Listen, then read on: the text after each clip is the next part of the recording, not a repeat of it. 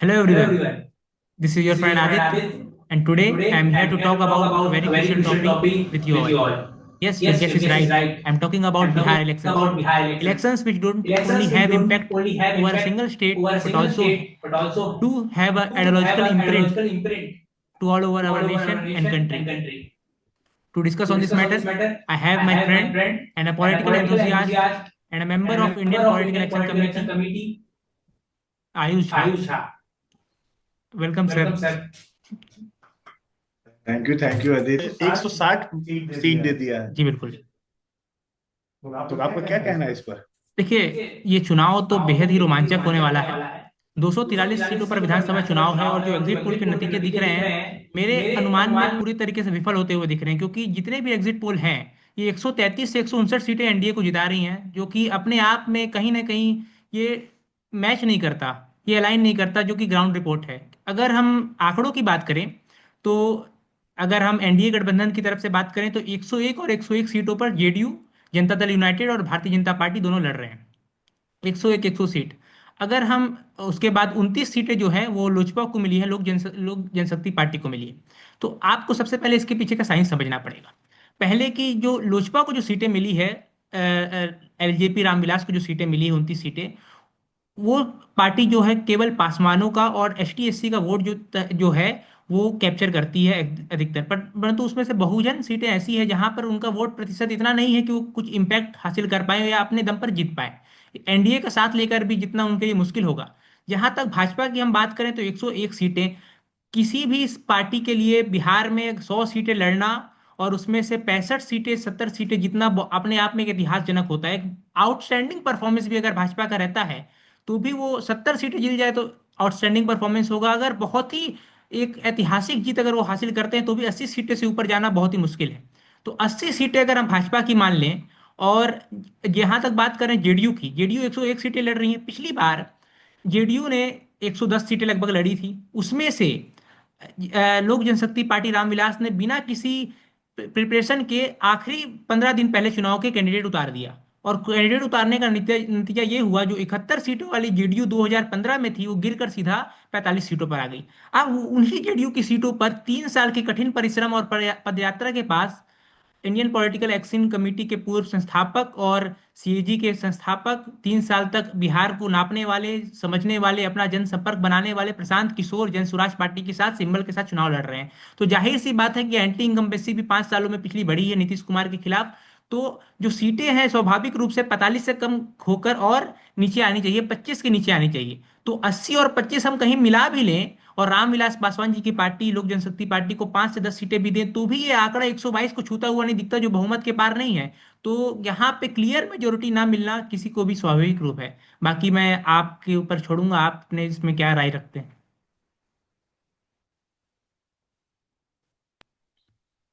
ठीक कहा आपने वैसे तो कि बीजेपी और इस बार जेडीयू जनता यूनाइटेड दल, तो ये दोनों एक एक 101 101 सीट पे लड़ रही है जैसे हमको पता चला। और 29 सीट पे रामविलास जी की पार्टी ने लड़ी है, चिराग पासवान जी की पार्टी लड़ रही है। पहले तो आप इस बात को समझिए, जो रामविलास जी जी की पार्टी थी वो अब स्प्लिट हो चुकी है। जी उसके कहीं ना कहीं वोट में भी काफी सारा जी ये हुआ है कि कुछ पार्टी, उनके चाचा ने उनका जो वोट शेयर है हो गया, उसको ले लिया है, और उनके पास जो वोट शेयर बच गया है वो ले लिया गया। जी। पशुपति पारस जी स्प्लिट हो चुके हाँ हैं। तो हाँ तो वेट सेकंड में ब्रेक।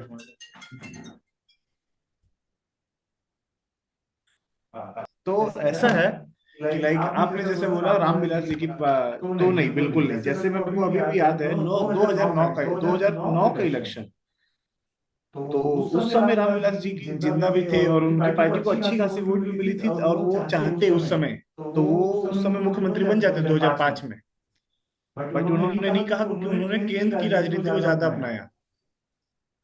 और और जैसा मैं देख पाता हूँ चिराग पासवान को भी, वो केंद्र की राजनीति में ज्यादा इफेक्टिव है, ना कि स्टेट पॉलिटिक्स में। वर्तमान में वो मंत्री भी हैं केंद्र की सरकार में। मंत्री भी हैं, और वो स्टेट की पॉलिटिक्स में ज्यादा इंटरेस्ट रखते हैं। मेरे को नहीं लगता उनका स्टेट की पॉलिटिक्स में उतना अच्छा ग्रिप है जितना राजद का और जेडीयू का है। अब आप ऐसा बात करते हैं कि 101 पे बीजेपी लड़ रही है, उसको मैं मानता ही नहीं हूँ कि वो कभी भी 80 क्रॉस करेगी।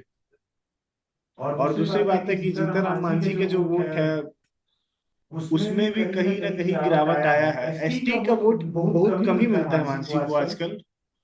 अगर वो एक दो सीट भी जीत जाए, वो भी बहुत मैं उनकी वो मानूंगा, लेकिन एक दो सीट तो फिर भी जीत जाएंगे क्योंकि उनका काफी अच्छा ग्रिप है उस एरिया में। बाकी मेरे को नहीं लगता है कि चिराग पासवान की पार्टी उतना अच्छा परफॉर्म करेगी। और दूसरी बात ये है कि जेडीयू मेरे को लग नहीं रहा है इस बार 25 से 30 सीट भी ला पाएगी। 25 30 सीट भी ले आई तो मैं उसको उसका बहुत बड़ा जीत मानूंगा। और इतनी साल 20 साल की इनकम्पिटेंसी है, तो मैं ऐसा नहीं मानता। और जेडीयू के काफी सारे विधायक अब ऐसे हो गए हैं कि वो काफी राजनीतिक इतिहास हो गया उनका। वो 20 20 साल से 25 25 साल से 30 30 साल से विधायक है, तो उनके और उनका काम अब तक बोल नहीं रहा है। और न्यू फेसेस को जेडीयू ने इस बार कम मौका दिया। तो ये जो एग्जिट पोल है 145 160 का, पता नहीं है किस किस कैसे बनाया गया है, किस सेंस में बनाया गया है, बट ये मेरे सेंस के परे है। जी बिल्कुल सही कहा आपने एक तरीके से। और यहाँ तक कि मैंने ऑब्जर्व किया है कि प्रशांत किशोर जी का जो पूरा कैंपेन रहा, जो नई पार्टी बनी, वो पूरा गवर्नमेंट के खिलाफ रहा। उन्होंने ये प्रचार किया, उनके गवर्नमेंट के जो मिनिस्टर्स थे उनके खिलाफ तमाम आरोप लगाए, चिट्ठियां जारी की, उन्होंने बयान दिया कि इसके पास इतना पैसा है। उन्होंने महागठबंधन के पर्टिकुलर किसी नेता पर अटैक नहीं किया, उन्होंने सारे जेडीयू से जुड़े हुए नेताओं पर अटैक किया। उनके प्रवक्ताओं ने भी कहा कि ये पूरा घोटाला हुआ, उनका पूरा निष्पक्ष जांच होनी चाहिए, ये उन्होंने पूरा कहा। तो जो उनका वोट शेयर है वो पूरा सत्ता पक्ष के खिलाफ रहा। तो जहां तक कि और जो आरजेडी का जो वोट बैंक है, जो आरजेडी का वोट बैंक जहां तक समझते हैं वो यादव और मुस्लिम में एमवाई जो समीकरण की हम बात करते हैं वहां तक सीमित है। तो उस समीकरण को तोड़ पाना ये बेहद मुश्किल है। वो जो वोट शेयर लेते हैं वो उन्हीं दो एमवाई समीकरण से लेते हैं। और तो जो पूरा लड़ाई प्रशांत किशोर का है वो दिख रहा है वो भाजपा और जेडीयू के खिलाफ है। तो एनडीए का वोट जहां तक कि ये मोस्ट प्रोबेबली काटने का वो काट सकते हैं। और 10% वोट भी अगर बिहार जैसे राज्य में कोई अन्य पार्टी अगर काट देती है तो ये अपने आप में एक ऐतिहासिकारी निर्णय होगा, ऐतिहासिकारी जो परिणाम आएंगे इतिहास बदल कर रख देंगे। क्योंकि 10% वोट काटना एक ऐसे राज्य में जहां ऑलरेडी जो पार्टी 30% से ज्यादा वोट हासिल करती है उसकी वो सरकार बनाने की स्थिति में आ जाती है। तो ऐसे में अगर 10% वोट, अगर जन स्वराज 15% वोट ले जाती है, उसमें से 10% वोट एनडीए का, भाजपा का, जेडीयू का होता है, तो कहीं ना कहीं ये आपने आप आपस में एक बहुत बड़ा इम्पैक्ट हासिल करने के लिए में वो सफल होंगे। बाकी आप क्या कहेंगे? नहीं नहीं, ठीक कहा आपने कि प्रशांत किशोर की पार्टी भी काफी ज्यादा आहत करेगी एनडीए को। बट एक फैक्टर हमको ये भी समझना पड़ेगा कि हम लोग जितना समझते हैं पॉलिटिक्स या तभी करते हैं, हमको लगता है कि एक अपर कास्ट वोट जो एनडीए का जो है वो प्रशांत किशोर की तरफ की शिफ्ट होगा। बट सिर्फ वो ऐसा नहीं है। जो बाहर मजदूरी कर रहे हैं, जो बाहर लेबर फोर्स काम कर रही है, उसको इस बार प्रशांत किशोर ने काफी इम्प्रेस किया है। जो कि मेरा एनालिसिस है, जो बाहर के प्रवासी मजदूर आए हैं बिहार वोट करने, वो मेरे को लगता है बहुत, अगर उनका इम्पैक्ट रहा, अगर एक्स फैक्टर के रूप में वो आए, तो वो अपने घर को, अपनी पत्नी को अगर इन्फ्लुएंस करने में सक्षम रहे, तो आरजेडी का भी एक बड़ा तबका जाके जन स्वराज को वोट करेगा। हाँ। मैं नहीं बोल रहा हूँ कि बहुत बड़ा तबका वोट करेगा। जो बिहार में रह रहा है उसको मैनिपुलेट करना काफी मुश्किल है, पर जो बाहर से आ रहा है, वो 10 10 15 साल बाहर रह चुका है, वो अब वो बिहार की सोसाइटियल फैक्टिंग से बाहर हो चुका है। तो वो अब सोचता है कि मेरे को जन स्वराज एक बहुत अच्छा वो ले आया कि पलायन का मुद्दा। तो वो सोचता है कि मैं अपने घर वापस जाऊं, घर वापस जाऊं। तो एकदम प्योर सेंटिमेंट प्रशांत किशोर ने फेंका था। तो अगर वो प्रवासी मजदूर अगर सक्षम रहे अपने घर को, अपने आसपास को समझाने में जाके, और अगर मैं बोलता हूँ 10 में से 3 भी ऐसे प्रवासी मजदूर प्रशांत किशोर को वोट कर दिए, तो ये बहुत बड़ा घात होगा आरजेडी पे भी। आप इस बात को समझ लीजिए। जी बिल्कुल। अगर बात बिहार की हो और बात मोकामा की ना हो तो ये बात अधूरी रह जाएगी। अनंत सिंह एक बहुत बड़ा चर्चा का विषय बने हुए हैं अभी तक। दिन दहाड़े एक कैंडिडेट के रिश्तेदार की हत्या हो जाती है, रामदुलार यादव की हत्या हो जाती है बिहार के अंदर। ड्यूरिंग इलेक्शन कैंपेन ये हत्या हो जाती है। कितना बड़ा इम्पैक्ट मोकामा के इस घटना का पूरे बिहार में होगा, या वो मोकामा में ही रह जाएगा? और मोकामा की सीट कौन जीतेगा? क्या सूरज भान जी की पत्नी जो वीणा देवी वहां से चुनाव लड़ रही हैं आरजेडी के टिकट पर, या फिर अनंत सिंह अपनी सीट को जेल से भी बचाने में काबिल रहेंगे? तो आपने सही कहा, मोकामा का इफेक्ट क्या रहेगा, बट मेरे को कहाँ तक लगता है कि मोकामा का जो इशू था उसको वो स्टेटहुड में आरजेडी हो या फिर जन स्वराज हो या फिर कोई भी अदर पार्टी हो, वो उसको स्टेटहुड में ले जाने में बहुत सक्षम नहीं रही। उस मुद्दे को वो अच्छे से अपना कमर्शलाइज नहीं कर पाई, मेरे को ऐसा लगता है, क्योंकि मुद्दा बहुत बड़ा था। मुद्दा सीधा सीधा कास्ट बेस्ड पॉलिटिक्स का होने वाला था, बट उसको अच्छे से उन लोग कमर्शलाइज नहीं कर पाए, उसको अच्छे से उन लोग इकोनॉमाइज नहीं कर पाए कि उससे मैं वोट कितना ज्यादा निकाल सकूं। हाँ, कहीं ना कहीं वोट पे कुछ ना कुछ इम्पैक्ट पड़ेगा, मोकामा पे भी और ऑल ओवर बिहार भी।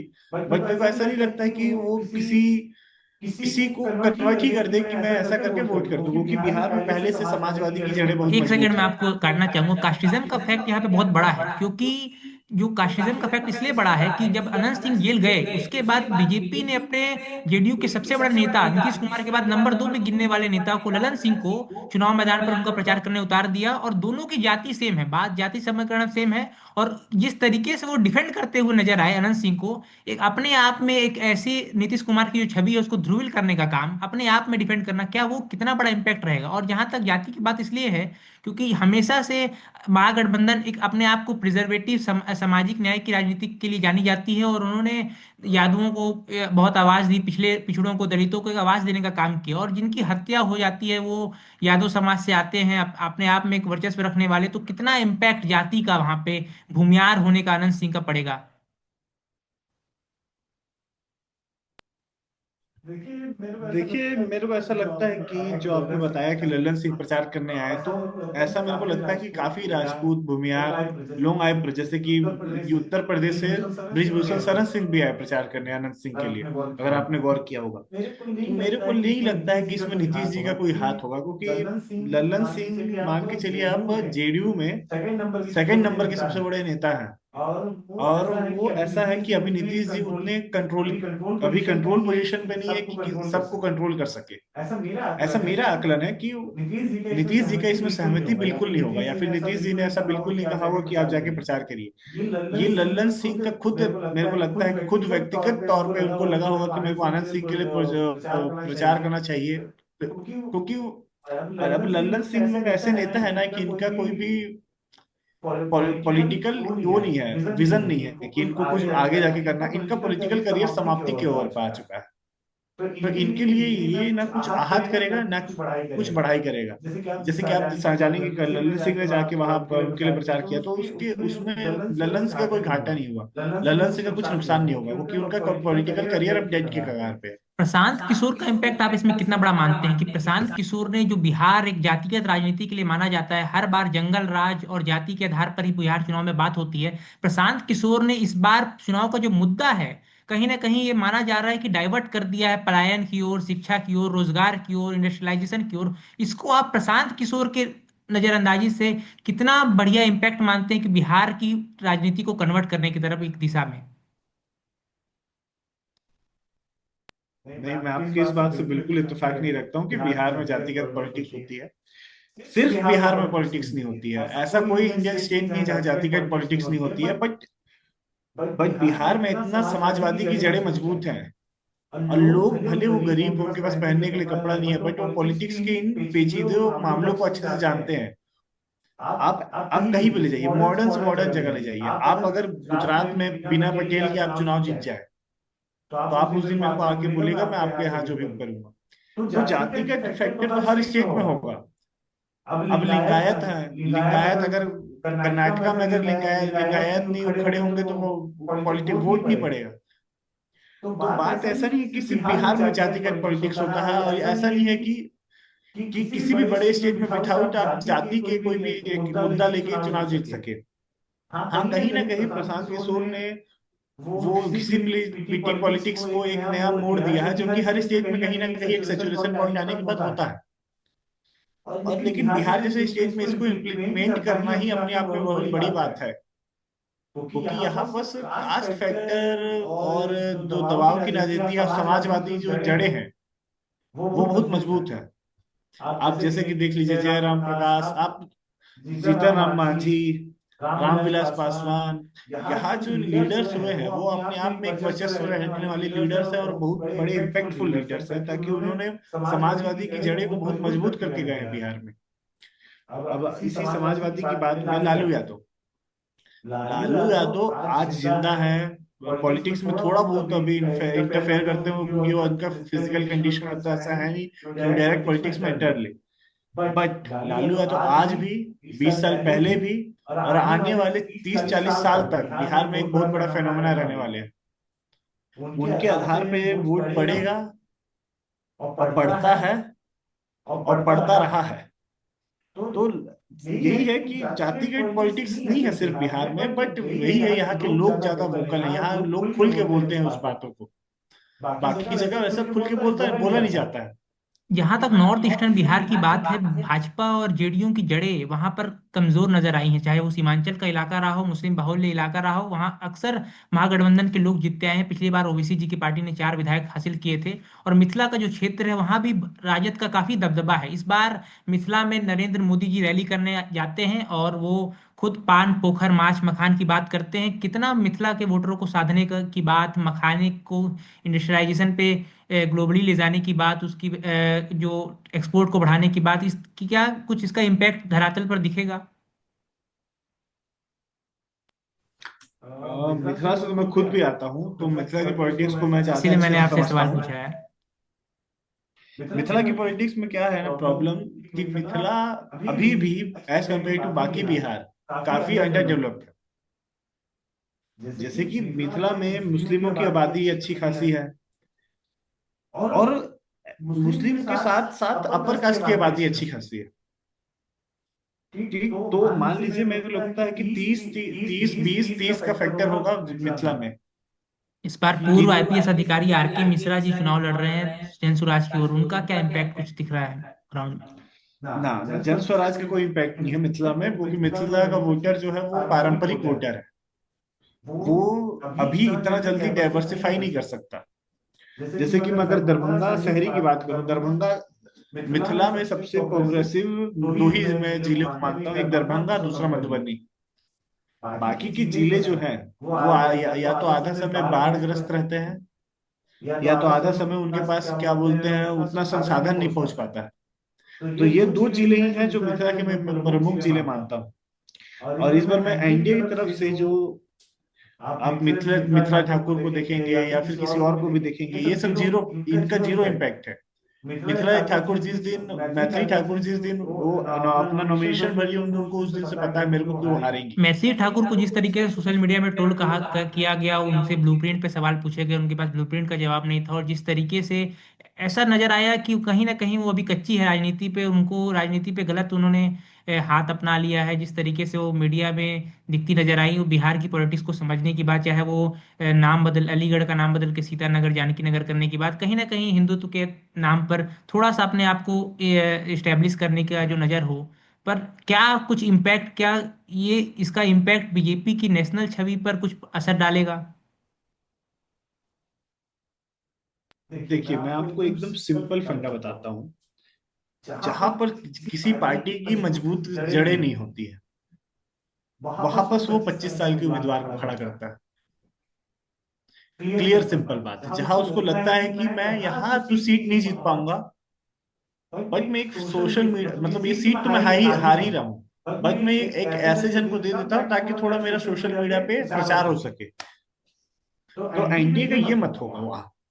जहां एनडीए को तो पता ही है कि मैथिली ठाकुर नहीं जीतेगी वहां से। और उसके बयान जो ऐसे आ रहे हैं कि मैं अलीनगर को सीतानगर कर दूंगी, तो ये वही बीजेपी का पुराना फंडा है। ये सब एक फ्रिंज एलिमेंट रखते ही है ताकि उनका कुछ ना कुछ एक स्टेट हुड पे बात हो। जहां तक 25 साल के उम्मीदवार को खड़ा करने की बात है, तो हमें रुक करना पड़ेगा एक ऐसे क्षेत्र का जहां से एक विधायक बना 23 साल की उम्र में मोहम्मद शहाबुद्दीन। वो क्षेत्र है सिवान।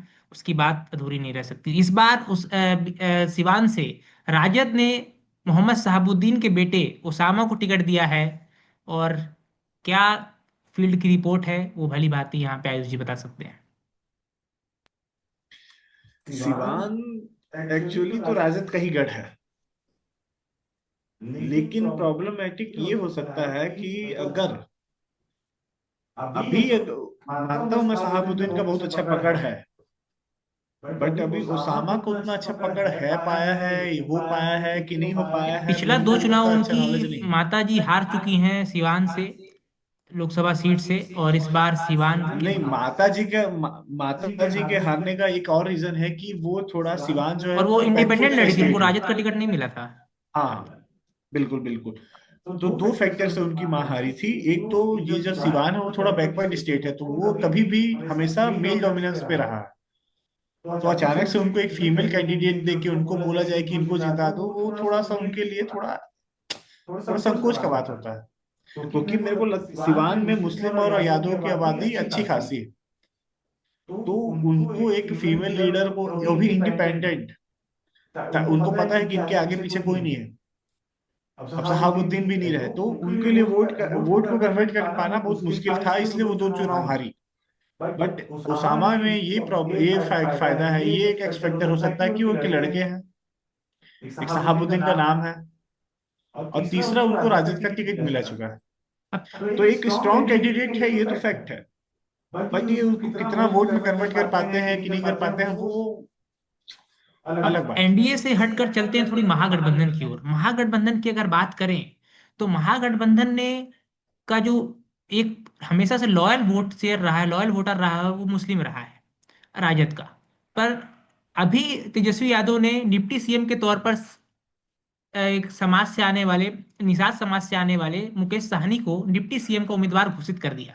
पर जो उनका लॉयल वोटर है इतने सालों से, 18% की जिसकी आबादी है बिहार जैसे राज्य में, उसको कब तक क्यों रिप्रेजेंटेशन नहीं मिला?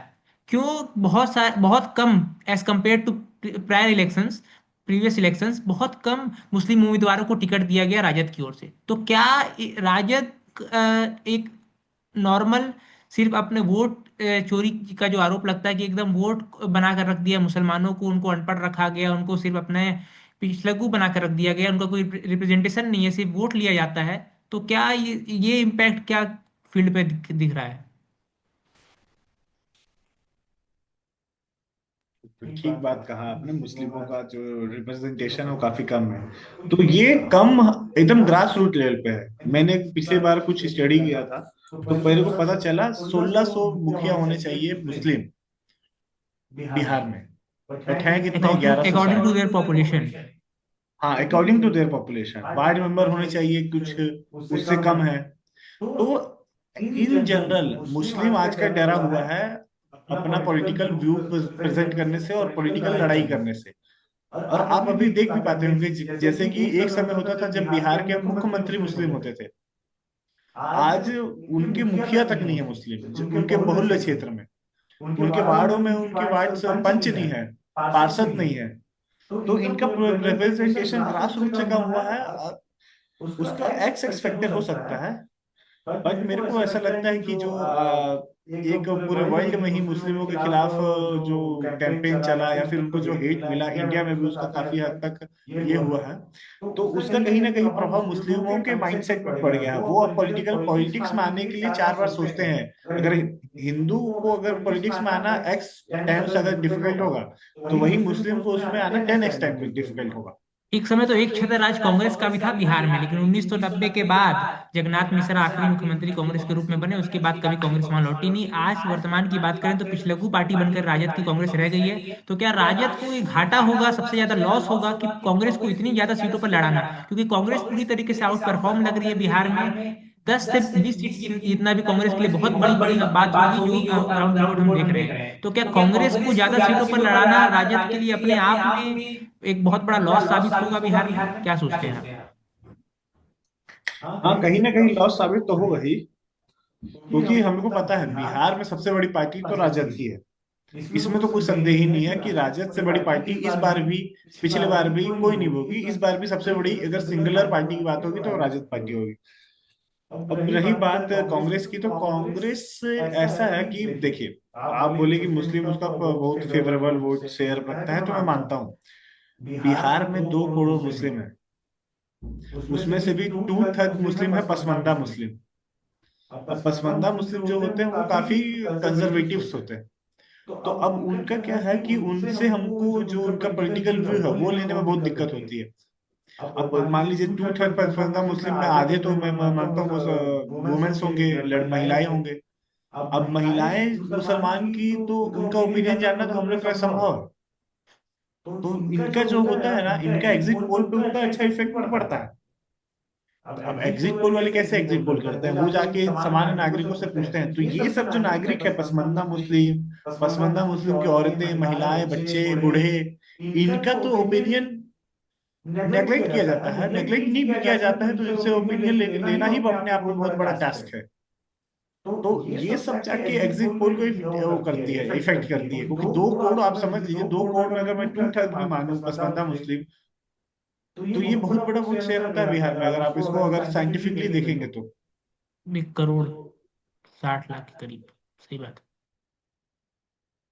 तो यहाँ तक कांग्रेस की बात करें तो कांग्रेस के जो सबसे प्रमुख नेता बिहार में हैं वर्तमान में, तो देखिए तो वो कहीं ना कहीं कन्हैया कुमार एक बड़ा नाम है कांग्रेस की तरफ से। कन्हैया कुमार को विधानसभा का टिकट ना देना बिहार में, क्या तेजस्वी यादव की वजह से उनको टिकट नहीं मिला? जहां तक पप्पू यादव की बात है, पप्पू यादव कांग्रेस में शामिल हुए। पप्पू यादव इंडिपेंडेंट लोकसभा चुनाव लड़े थे, जीत भी गए पूर्णिया से। अभी जो वर्चस्व उनका दिखा चुनाव के दौरान, उनको ट्रक पर चढ़ने नहीं दिया, क्या उसका कोई प्रभाव या राजद में आपस में फूट का कोई जरिया दिख रहा है आपको? नहीं, मैं आपकी बात से इत्तेफाक नहीं रखता हूँ कि कन्हैया कुमार बहुत बड़े लीडर है अभी कांग्रेस के। मैं इस बात से इत्तेफाक रखता हूँ कि कन्हैया कुमार राहुल गांधी और वो आला कमान के काफी नजदीक है। हाँ। बट अगर ग्रास रूट पे बात करेंगे तो